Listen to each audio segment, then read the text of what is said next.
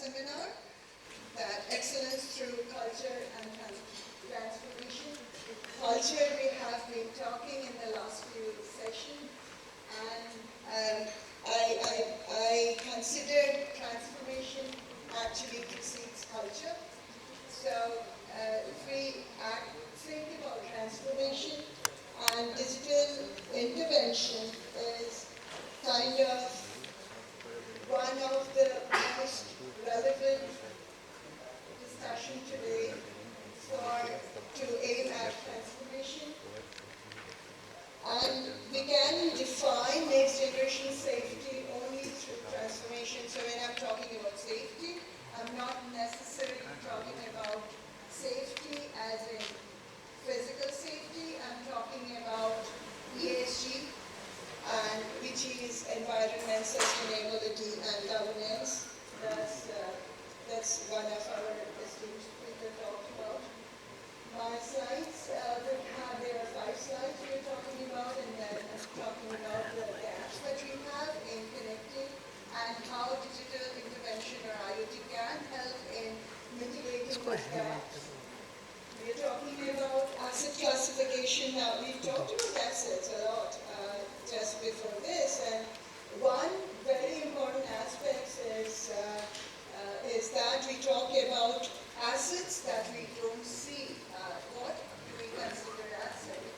Where Ian talked about the balance sheet, and he talked about the 3 Ps, and unfortunately, most of you would be aware that on our P&L, employees are part of our expenses. They're not part of our assets.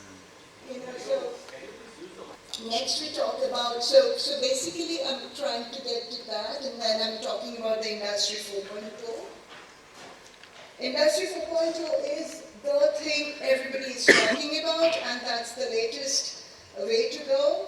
And then I have 2 case studies, and I'll just quickly go over to the next slide. So defining next generation safety, what we talk about is good governance. This is what we normally have in an organization when we are having about a QHAC structure or even a normal organization hierarchy. So commitment, leaders, accountability, which is the stakeholders' responsibility. They push down the policies and objectives, then operations and resources, contractor supply management, risk management, business processes, performance monitoring and improvement, then comes the audit. So I have a different perspective, or rather a reviewed perspective of this. So I have brought in all of the same of these aspects that we have been we usually put as part of the organization structure. So when we talk about, the 3 main aspects are shareholders' responsibility and business profitability. Balance sheet being one of the most crucial part of a business, and why should we put QHAC away from balance sheet? Why should we put IT away from balance sheet? Or why should we put IT or QHAC as a different department? Why shouldn't it be part of our life? So that should be the part of our culture. And just to stress upon that point, so I've just said that shareholders' responsibility and business profitability and balance sheet is one group, then asset reclassification. So when we are talking about assets, organization is the asset. Organization and resources are all our assets. Contractors and supply management, of course, all the time we talk about, when we talk about QHAC, we talk about good word of mouth. We talk about reputation. We talk about good quality. We talk about fraud.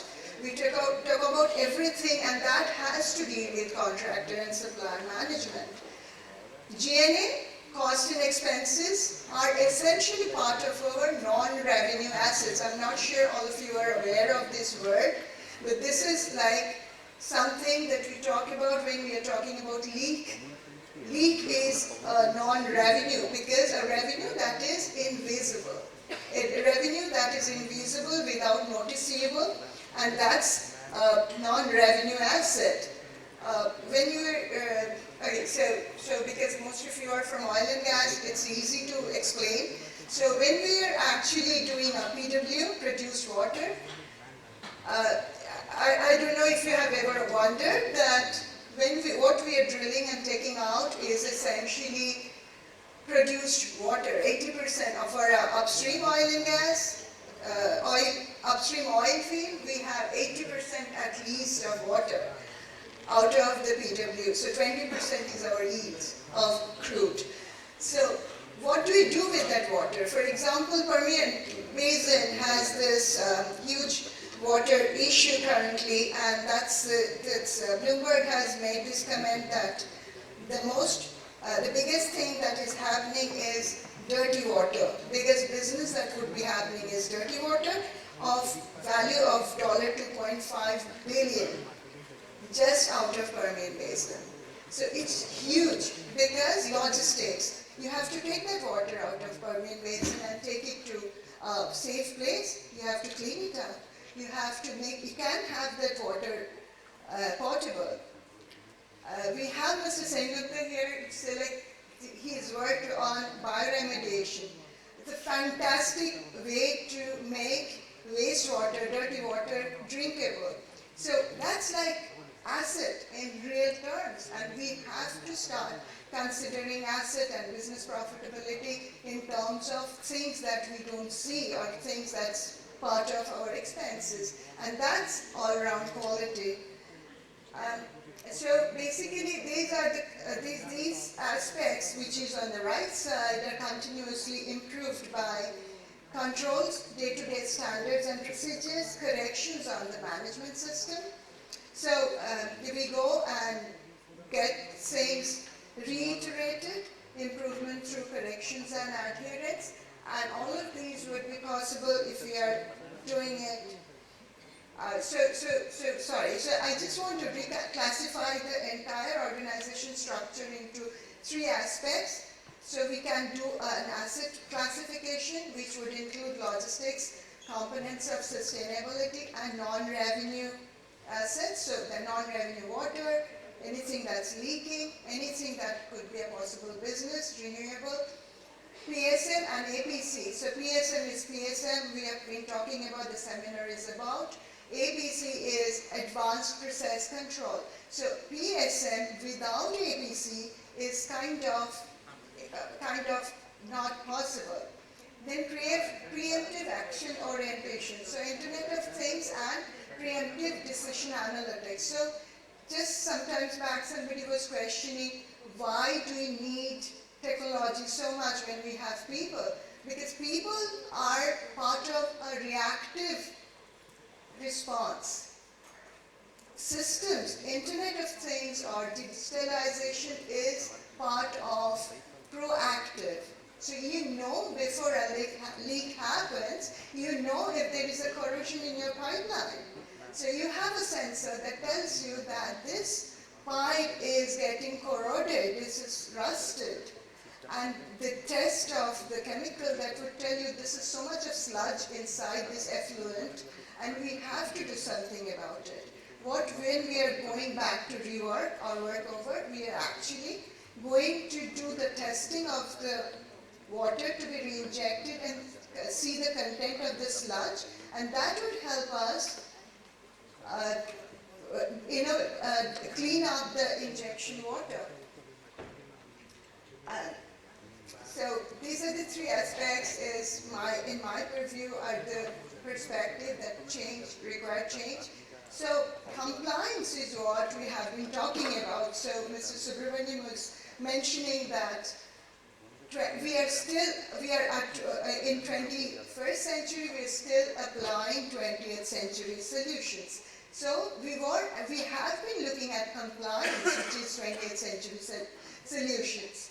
So we have to go beyond compliance, and we get into business excellence beyond compliance. And at this point of time, when we are talking about considering the reorientation of the industry's QHSE perspective in terms of asset and integrity. So next sessions actually will have an asset integrity session. And conventionally assets have been OPEX and CAPEX, and in this case what we are trying to look at is asset from the red money or revenue loss. So those who are aware of the QHSE graph are actually very aware of the concept of red money and green money and blue money. So basically what we are always alerted about are the red money, ROI on our action, and or basically an action which cannot be identified by money would be red. So BP or Bhopal gas has been a red money. For this, I just want to discuss, this is an ETP that we have done. So before, when we were doing the analysis, so the ETP was done, which was a coconut shell, and it was just a pre-treatment. So the water which was tested, it showed 100%, but basically after staying for a period of time, when we were re-injecting back, it was showing as purity as 60%. So what I'm trying to say here is a sensor that was doing the testing, that did the automated testing, had produced the result saying that your effluent is 60% pure. Or, sorry, your water is 60% pure. Your water has 40% of effluent instead of, so when it was cleaned up, it was showing as 100. But basically when it was reinjected back, it was showing as 60. So at this point of time, an IoT or a sensor-driven data would tell you that don't do this, go for another cleanup. So we went for another cleanup, and instead of just a pre-treatment, we went for the entire procedure of ETP. And we had pure water, potable water. We had a lot of violation saving because the agricultural land didn't have that effluent water. And also we use the solid waste. So we use the solid as a fertilizer. So my point is, only if we know it, we can fix it. So we have to be smart. So SMART is specific, measurable, achievable, relevant, and time bound. To me, most important is time bound, because we have to preempt. IoT helps us to preempt. IoT helps us to preempt, and we have to be real time. And at this point of time, I would like to say that oil field, I'm a very proud participant of oil field. And we have been going through a very bad reputation. Most of you would be, I don't know if you get affected, I get affected. And we are not all bad. And that's the responsibility on us. And so this is the time we can actually, if we do our processes right, we can be better. We can in fact use a lot of CO2 for various other usage. And we can take responsibility for forestation.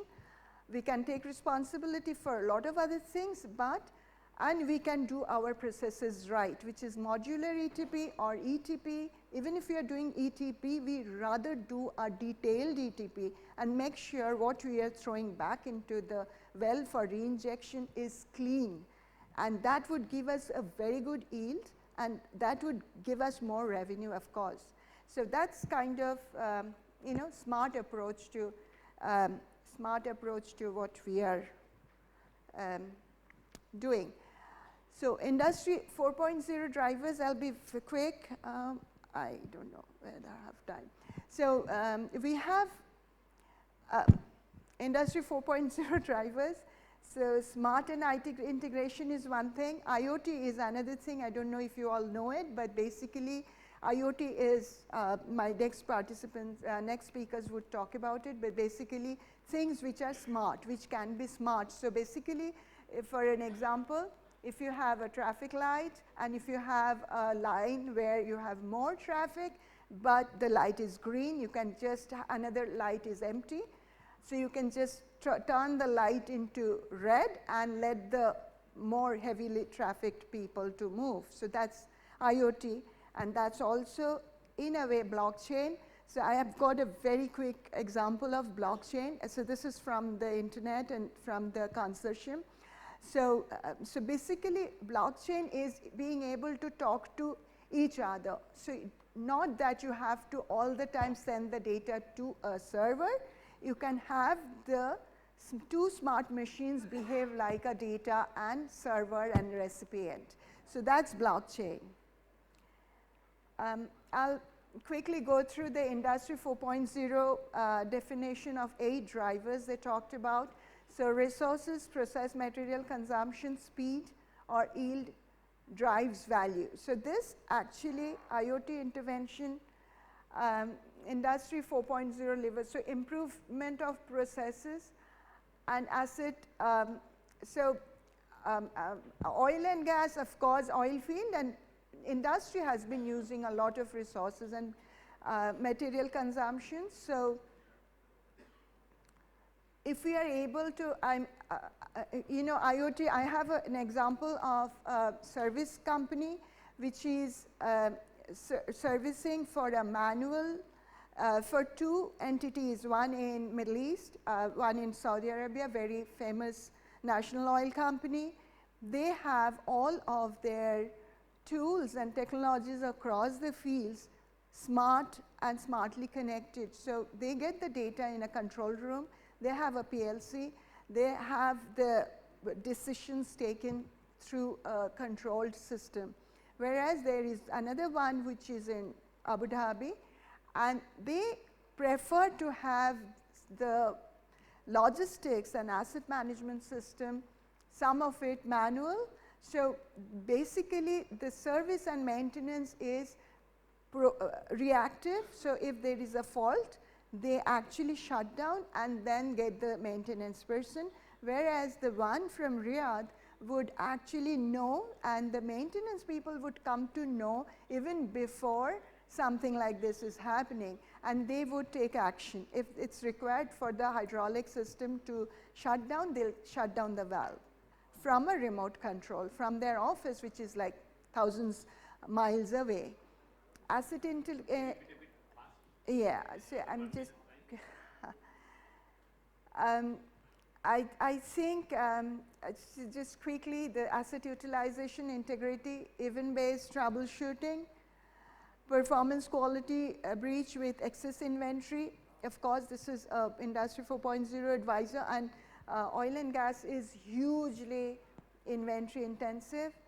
I have, these are the yields that we have done, we have seen by implementing data analytics, IoT, and various integration. Supply and demand match, APC, advanced process control over PSM. Operational optimization, this is how we have used a handheld data collector and SCADA and sensors to get the data across a DMA in UK, district metering administrator for water supply. And we have the data to say where we have leaks, how the distribution is happening, and and on NSG, so North Sea basically in Europe, across Europe. Marketability and asset value creation is something that we want to do, and so it's not only waste management, we have to create assets. So basically asset value creation and bioremediation for potable drinking water or biomass with CO2, these are asset value creation from waste. And appropriation in natural asset balance. So if we are creating CO2 through a gas refinery, we rather create forest. We do forestation actively. This is my last slide. So this is something an ideal IoT based, analytics based, smart analytics with a blockchain can do. You can see the lowest level is the data level, where the data, most of them would be cloud or SCADA or data hosts, and they communicate with each other, they communicate upwards. The next level is the application level, where you have applications like maybe data, maybe the SCADA from the Christmas tree, maybe the SCADA, not the SCADA, maybe the logistics data, maybe the pipeline distribution data, that's warehouse data, and the top level is the handheld. So it could be your mobile system, it could be your computers, it could be your pedometer. If you are if you are on a health thing, then you have your shoes. Nike shoes has a chip. That is what IoT all about. So it gives you a data like what you're doing real time. So it's kind of the best thing that has happened to this generation, I think.